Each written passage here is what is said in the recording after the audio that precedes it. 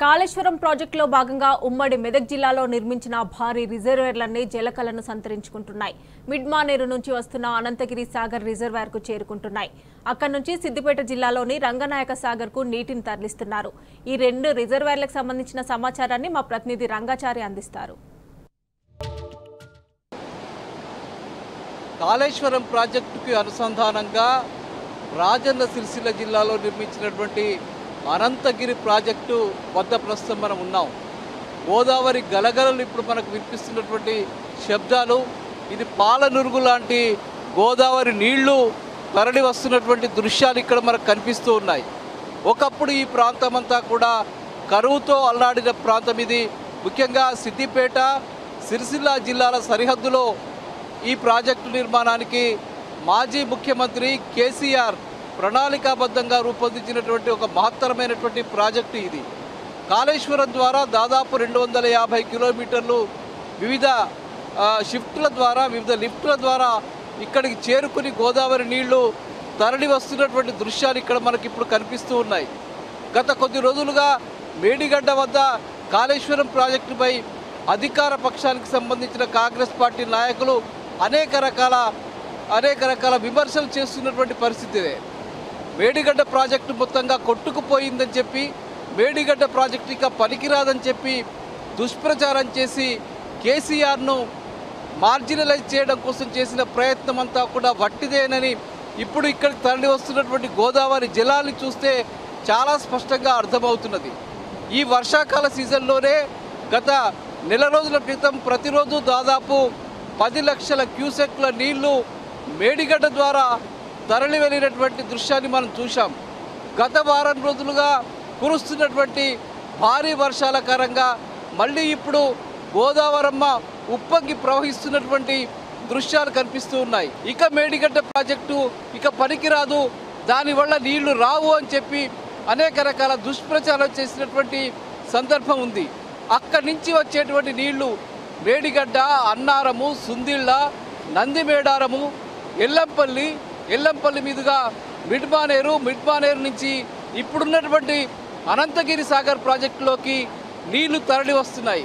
దీని కెపాసిటీ సుమారు 3.5 టీఎంసీల నీళ్లు సామర్థ్యం కలిగినటువంటి ప్రాజెక్టు ఇది. ఈ ప్రాజెక్టులోకి ప్రతిరోజు ఇప్పుడు నీళ్లు వస్తున్నాయి. అధికారులు చెప్పిన దాని ప్రకారం సుమారు 2.8 అంటే సుమారు 3 టీఎంసీల నీళ్లు ఇప్పటికే ఇక్కడికి చేరి ఉన్నాయి. ఈ నీళ్ళని యథావిధిగా సిద్దిపేట జిల్లాలో చిన్నకోడూరు మండలంలో నిర్మించినటువంటి రంగనాయక సాగర్కి తరలిస్తూ ఉన్నారు. రంగనాయక సాగర్ నుంచి అదే కాలువల ద్వారా, పంపుల ద్వారా మల్లన్న సాగర్కు తరలిస్తూ ఉన్నారు. మల్లన్న సాగర్ నుంచి చిట్ట చివరి పాయింట్ అయినటువంటి కాళేశ్వరం ప్రాజెక్టుకి చిట్ట చివరి పాయింట్గా ఉన్నటువంటి కొండపోచమ్మ సాగర్కు తరలిస్తున్నటువంటి దృశ్యాలు ఇప్పుడు మన కళ్ళ ముందు కనిపిస్తూ ఉన్నాయి. ఇవన్నీ గోదావరి జలాలు మనకు కనిపిస్తున్నటువంటి దృశ్యాలు. ఈ ఒక్క ప్రాజెక్టు ద్వారానే సుమారు 50,000 ఎకరాల ఆయకట్టుకు నీళ్ళు అందబోతున్నాయని చెప్పడంలో ఎలాంటి అతిశయోక్తి లేదు. అనంతగిరి ప్రాజెక్టు ద్వారా ఈ ప్రాంతం అంతా సస్యశ్యామలమై రైతులు సంతోషంతో ఉన్నారని చెప్పడానికి ఇప్పుడు మనకు కనిపిస్తున్నటువంటి ఈ గోదావరి జలాలే ఒక నిదర్శనంగా మనం చెప్పవచ్చు. ఇప్పటికైనా కళ్ళు తెరిచి ఈ ప్రాజెక్టులను కాపాడాల్సిన బాధ్యత ప్రభుత్వం మీద ఉందని చెప్పక తప్పదు. సిద్దిపేట జిల్లా సిద్దిపేట నియోజకవర్గంలోని చిన్నకోడూరు మండలం సందలాపూర్ గ్రామ శివారులో నిర్మించినటువంటి రంగనాయక సాగర్ ప్రాజెక్టు వద్ద ప్రస్తుతం మనం ఉన్నాం. ఇది సుమారు 3.5 టీఎంసీల నీటి సామర్థ్యంతో నిర్మించినటువంటి ప్రాజెక్ట్. ఇది కాళేశ్వరం ప్రాజెక్టుకు అనుసంధానంగా సిద్దిపేట జిల్లాలో నిర్మించిన మొట్టమొదటి ప్రాజెక్టు ఇది. ఈ ప్రాజెక్టు నుంచే ఇక్కడి నుంచి మల్లన్న సాగర్ నుంచి కొండపోచమ్మ సాగర్కు నీళ్లను తరలిస్తారు. గోదావరి జలాలు కాళేశ్వరం ప్రాజెక్టు నుంచి వివిధ దశల్లో, వివిధ లిఫ్టుల్లో తరలి వచ్చి ఇక్కడికి చేరుకుంటాయి. ప్రస్తుతం మనం విజువల్స్లో చూస్తూ ఉన్నాం. ఇవి గోదావరి జలాలు పెద్ద ఎత్తున తరలి వచ్చి రంగనాయక సాగర్ ప్రాజెక్టులోకి చేరుతున్నటువంటి ఒక అద్భుతమైన దృశ్యం ఇక్కడ మనకు కనిపిస్తూ ఉన్నది. మొన్నటి వరకు అధికార కాంగ్రెస్ పార్టీ నాయకులంతా మేడిగడ్డ ప్రాజెక్టు పూర్తిగా వట్టిపోయింది, ఈ ప్రాజెక్ట్ ఇంకా పనికిరాదని చెప్పి చేసిన ప్రచారాలకు చెంపపెట్టుగా గోదావరి జలాలు ఇప్పుడు కళ్ళ ముందు సాక్షాత్కరిస్తున్నటువంటి పరిస్థితి ఇక్కడ కనిపిస్తూ ఉన్నది. తప్పనిసరి పరిస్థితుల్లో ప్రభుత్వం స్పందించి మేడిగడ్డ నుంచి పంపుల్ని ఆన్ చేసింది. అక్కడి నుంచి నందిమేడారం నుంచి ఎల్లంపల్లికి నీళ్లను తీసుకొచ్చింది. ఎల్లంపల్లి నుంచి మిడ్మానేరుకు నీళ్లను తీసుకొచ్చింది. మిడ్మానేరు నుంచి సిద్దిపేట రాజన్న సిరిసిల్ల జిల్లాల సరిహద్దులో ఉన్నటువంటి అనంతగిరి ప్రాజెక్టులోకి నీళ్లను తీసుకొచ్చింది. అక్కడి నుంచి ఇక్కడికి రంగనాయక సాగర్లోకి నీళ్లని తరలించే ప్రక్రియ పంపుల్ని ఆన్ చేసి ప్రారంభించింది. అప్పుడు ప్రారంభమైనటువంటి ప్రక్రియ సుమారు 1.5-2 టీఎంసీల వరకు నీళ్ళు ఇక్కడికి చేరుకున్న తర్వాత మళ్ళీ పంపుల్ని ఆఫ్ చేసింది. కానీ గత 4-5 రోజులుగా భారీ ఎత్తున వర్షాలు కురిసిన నేపథ్యంలో మళ్ళీ అన్ని జలాశయాల్లోకి నీళ్ళు వచ్చిన నేపథ్యంలో మళ్ళీ ఈ పంపుల్ని ఆన్ చేశారు. మిడ్మానేర్ నుంచి పెద్ద ఎత్తున అన్నపూర్ణ సాగర్లోకి నీళ్లను తరలించారు. అక్కడి నుంచి ఇక్కడికి మళ్ళీ పంపుల్ని ఆన్ చేసి నీళ్లని తరలించేటువంటి దృశ్యాలు కనిపిస్తున్నాయి. ఇక్కడి నుంచి కొండపోచమ్మ సాగర్కి నీళ్లను తరలిస్తూ ఉన్నారు. అక్కడి నుంచి మల్లన్న సాగర్కు కొండపోచమ్మ సాగర్కు నీళ్లు తరలి వెళ్తున్నటువంటి పరిస్థితి కనిపిస్తుంది. ప్రస్తుతం మనకు అధికారులు చెప్పిన దాన్ని బట్టి రంగనాయక సాగర్లో సుమారు 3 టీఎంసీల నీళ్లు ఉన్నట్టుగా అధికారులు చెప్తూ ఉన్నారు. ఇది సుమారు 3.5 టీఎంసీల నీటి సామర్థ్యం కలిగినటువంటి ప్రాజెక్టు. ఇది పూర్తి స్థాయిలో ఇప్పుడు ఈ ప్రాజెక్టులోకి నీళ్లు వస్తున్నటువంటి పరిస్థితి. మేడిగడ్డను బూచి చూపి మేడిగడ్డ కూలిపోయిందని చెప్పి ఈ ప్రాజెక్టులను పూర్తిగా ఎండబెట్టేటువంటి ప్రయత్నం కాంగ్రెస్ పార్టీ ప్రభుత్వం చేసింది. ముఖ్యమంత్రి రేవంత్ రెడ్డి చేశారు. కానీ ఆయన ప్రయత్నాలు ఫలించలేదు, చెల్లలేదు. అటు విపక్షాల నుంచి వచ్చినటువంటి పెద్ద ఎత్తున ఒత్తిడి మరియు ప్రజల నుంచి వచ్చిన ఒత్తిడి, రైతుల నుంచి వచ్చినటువంటి ఒత్తిడి ఫలితంగా తప్పనిసరి పరిస్థితుల్లో ఇవాళ మోటార్లు ఆన్ చేసి నీళ్లను తరలించాల్సిన ఒక అనివార్య పరిస్థితి ప్రభుత్వం చేయాల్సి వచ్చింది. ఈ నేపథ్యంలోనే ఈ ప్రాజెక్టులోకి నీళ్లు వస్తున్నాయి. ఏది ఏమైనా ఈ నీళ్లు ఇక్కడికి చేరడం అనేది ఈ ప్రాంతానికి సంబంధించిన రైతులకు పెద్ద ఎత్తున ఆనందం కలిగించే అంశంగా చెప్పుకోవచ్చు. ఎందుకంటే ఈ నీళ్ల ద్వారా దాదాపు 1,20,000 ఎకరాల ఆయకట్టుకు నీళ్లు అందబోతున్నాయి. రైతులంతా సంతోషంతో జీవించేటువంటి ఒక పరిస్థితి ఏర్పడబోతున్నది. ఇది నిజంగా మన కళ్ళ ముందు కనిపిస్తున్నటువంటి ఒక సత్యంగా చెప్పవచ్చు.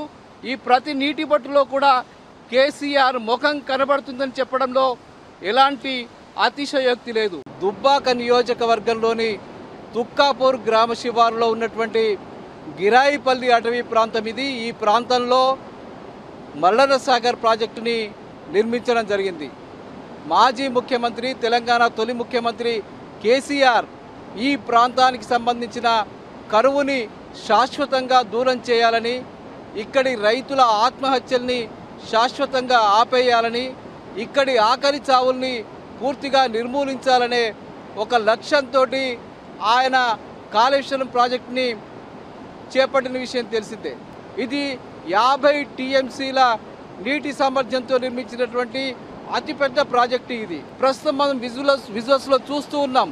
మల్లన్న సాగర్ ప్రాజెక్టులోకి భారీగా గోదావరి వరద నీరు తరలి వస్తున్నటువంటి దృశ్యాలు మనకు కనిపిస్తూ ఉన్నాయి. ఇప్పటికే ఈ ప్రాజెక్టులో సుమారు 14 టీఎంసీల నీళ్లు ఉన్నట్టుగా ఇరిగేషన్ శాఖ అధికారులు చెప్తున్న దాన్ని బట్టి తెలుస్తూ ఉన్నాయి. ఈ ప్రాజెక్టుని ఎండబెట్టడం కోసం అనేక రకాల కుట్రల్ని ప్రస్తుత ప్రభుత్వం చేసింది. ప్రస్తుత ముఖ్యమంత్రి కూడా చేశాడు. మేడిగడ్డ వద్ద ప్రాజెక్టు కూలిపోయిందని చెప్పి దుష్ప్రచారం చేసి మాజీ ముఖ్యమంత్రి కేసీఆర్కు వచ్చినటువంటి మంచి పేరుని చెడగొట్టాలని, ఈ ప్రాజెక్టులను ఎండబెట్టడం ద్వారా ప్రజల్లో ఆయనను చులకన చేయాలని చెప్పి రకరకాల ప్రయత్నాలు చేయడం జరిగింది. కానీ అవన్నీ కూడా అవాస్తవాలని, అవి తప్పని ఇప్పుడు మనకు కనిపిస్తున్నటువంటి ఈ గోదావరి జలాలే, నిజంగా కనిపిస్తున్నటువంటి జలాలే మనకు సాక్షాత్కారంగా కనిపిస్తూ ఉన్నాయి. ఇది సత్యమని తేలిపోయింది. అంటే అక్కడి నుంచి నీళ్లు పెద్ద ఎత్తున తరలి వస్తున్నటువంటి దృశ్యాలు మనకు కనిపిస్తూ ఉన్నాయి. గత నెల రోజుల క్రితం ఇందులో కేవలం 3 టీఎంసీల నీళ్లు మాత్రమే ఉండింది.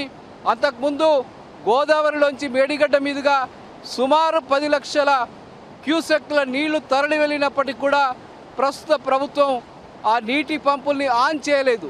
ఆ నేపథ్యంలో బీఆర్ఎస్ పార్టీ ఎమ్మెల్యేలంతా కలిసి కేటీఆర్ నేతృత్వంలో అక్కడికి వెళ్ళి ఆ ప్రాజెక్టును పరిశీలించి ప్రభుత్వం గనక వారం రోజుల్లో పంపుల్ని ఆన్ చేయకపోతే 50,000 మంది రైతులతో మేమే అక్కడికి వచ్చి ఆ పంపుల్ని ఆన్ చేస్తామని చెప్పి హెచ్చరిక జారీ చేయడం జరిగింది. అదేవిధంగా సిద్దిపేట జిల్లాలో కూడా పెద్ద ఎత్తున రైతులు ఆందోళనకు సిద్ధమయ్యారు. మాజీ ఇరిగేషన్ శాఖ మంత్రి ఈ ప్రాజెక్టుల నిర్మాణంలో ప్రధాన భూమిక నిర్వహించినటువంటి హరీష్ రావు కూడా ప్రభుత్వానికి లేఖ రాసి హెచ్చరిక జారీ చేయడం జరిగింది. ఈ ప్రాజెక్టుల్లోకి గోదావరి జలాల పంపింగ్ గనక ప్రారంభం చేయకపోతే తాము పెద్ద ఎత్తున ఆందోళన చేపడతామని, అట్లాగే రహదారులు దిగ్బంధం చేసి పెద్ద ఎత్తున రైతుల ద్వారా ఉద్యమాలు చేపడతామని చెప్పి హెచ్చరికలు జారీ చేసిన నేపథ్యంలో తప్పనిసరి పరిస్థితుల్లో నెల రోజుల క్రితం ప్రభుత్వం ఈ పంపుల్ని ఆన్ చేసింది. అక్కడి నుంచి నందిమేడారం నుంచి ఎల్లంపల్లికి, ఎల్లంపల్లి నుంచి మిడ్మానేరుకు, మిడ్మానేరు నుంచి అనంతసాగర్ ప్రాజెక్టుకు, అనంతసాగర్ ప్రాజెక్టు నుంచి రంగనాయక్ సాగర్ ప్రాజెక్టుకు, అక్కడి నుంచి మలన సాగర్ రిజర్వాయర్కు, ఇక్కడి నుంచి కొండపోచమ్మ సాగర్ రిజర్వాయర్కు నీళ్లని తరలించే ప్రక్రియని అనివార్యంగా ప్రారంభించింది. ఈ నేపథ్యంలో గత నెల రోజుల క్రితం సుమారు 2 నుంచి 3 టీఎంసీల నీళ్లని ఈ ప్రాజెక్టులో నింపడం జరిగింది. ఈ విజయవంతమైనటువంటి ఈ ప్రాజెక్టుల్ని తక్కువ చేసి చూపడం కోసం రేవంత్ రెడ్డి ప్రభుత్వం చాలా ప్రయత్నాలే చేసింది, కానీ ఆ ప్రయత్నాలన్నీ విఫలమయ్యాయి. ఇప్పుడు మన కళ్ళ ముందు కనిపిస్తున్నాయి నీళ్లే అందుకు ఒక నగ్న సత్యంగా మనం చెప్పుకోవచ్చు. ఈ నీళ్లన్నీ మాజీ ముఖ్యమంత్రి కేసీఆర్ చేసినటువంటి కృషి ఫలితంగా, ఆయన చేసిన పని ఫలితంగా, ఒక శాశ్వత పరిష్కారం ఫలితంగా ఇవాళ ఇక్కడికి నీళ్ళు వస్తున్న పరిస్థితి ఇక్కడ కనిపిస్తున్నది అనేది అందరూ అంగీకరించాల్సిన ఒక సత్యం. కాళేశ్వరం ప్రాజెక్టుకు అనుసంధానంగా సిద్దిపేట జిల్లా గజ్వేల్ నియోజకవర్గంలోని పాములపర్తి శివార్లో నిర్మించినటువంటి చిట్ట చివరి రిజర్వాయర్ కొండపోచమ్మ సాగర్ రిజర్వాయర్. ఈ రిజర్వాయర్ సుమారు 15 టీఎంసీల నీటి సామర్థ్యంతో నిర్మించడం జరిగింది. ఇది గోదావరి నదికి, అంటే మేడిగడ్డ వద్ద ఉన్నటువంటి గోదావరి నదికి సరిగ్గా 650 మీటర్ల ఎత్తులో ఈ ప్రాజెక్టు నిర్మాణం జరిగింది. కేసీఆర్ విజన్తో నిర్మాణం జరిగినటువంటి ఒక బృహత్తరమైనటువంటి ప్రాజెక్టు ఈ కొండపోచమ్మ ప్రాజెక్టు రిజర్వాయర్. ఇది ఇక్కడికి గోదావరి జలాలు ప్రస్తుతం తరలి వస్తున్నటువంటి దృశ్యాలు మనకు కళ్ళల్లో కనిపిస్తూ ఉన్నాయి. ఈ ప్రాజెక్టు ద్వారా మొత్తంగా తెలంగాణలోని అటు ఉత్తర దక్షిణ తెలంగాణలకు అనుసంధానం చేసేటువంటి గోదావరి జలాలను అక్కడికి పంపించేందుకు అవసరమైనటువంటి ఏర్పాట్లు ఈ ప్రాజెక్టు ద్వారా జరుగుతూ ఉన్నాయి గత 4-5 సంవత్సరాలుగా. ముఖ్యంగా ఇక్కడి నుంచి గజ్వేల్ నియోజకవర్గంలోని సుమారు 1,50,000 ఎకరాల ఆయకట్టుతో పాటుగా ఇక్కడి నుంచి మొత్తంగా ఉమ్మడి మెదక్ జిల్లాలోని మెదక్ నియోజకవర్గము, నర్సాపూర్ నియోజకవర్గము, అట్లాగే సంగారెడ్డి నియోజకవర్గానికి కూడా ఇక్కడి నుంచి నీళ్లు తరలించడానికి అవసరమైనటువంటి కాలువల నిర్మాణం ఇప్పటికే జరిగిపోయింది. ఇక్కడి నుంచి హల్దీవాగులోకి ప్రతి సంవత్సరం, అంటే గత 4-5 సంవత్సరాలుగా ప్రతి సంవత్సరం హల్దీవాగులోకి నీళ్ళను వదులుతున్నారు.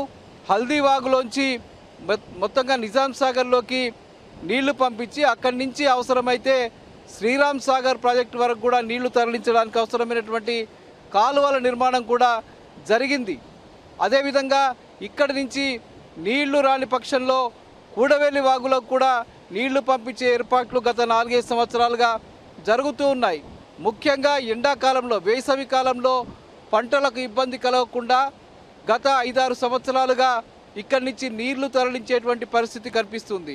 మరోవైపు ఇక్కడి నుంచి అటు నల్గొండ జిల్లాలోని కొంత భాగానికి, ఆలేరు నియోజకవర్గంలోని కొంత భాగానికి, మరికొంత వరంగల్ జిల్లాకు సంబంధించి జనగామ, స్టేషన్ గన్పూర్కు సంబంధించిన నియోజకవర్గానికి కూడా ఇక్కడి నుంచి సాగునీరు వెళ్తున్నటువంటి పరిస్థితి ఉంది. అంటే మొత్తంగా ఇటు కొండపోచమ్మ సాగరు, అట్లాగే మల్లన సాగరు, వీటన్నిటి కలిపి మొత్తంగా ఈ కాళేశ్వరం ప్రాజెక్టుకు అనుసంధానంగా సిద్దిపేట జిల్లాలో నిర్మించినటువంటి ఈ రిజర్వాయర్ల ద్వారా మొత్తంగా సుమారు 18 లక్షల నుంచి 20 లక్షల ఎకరాల ఆయకట్టుకు పూర్తి స్థాయిలో స్థిరీకరణ చేసి నీళ్లందించేటువంటి పరిస్థితి వీటి ద్వారా ఏర్పడింది.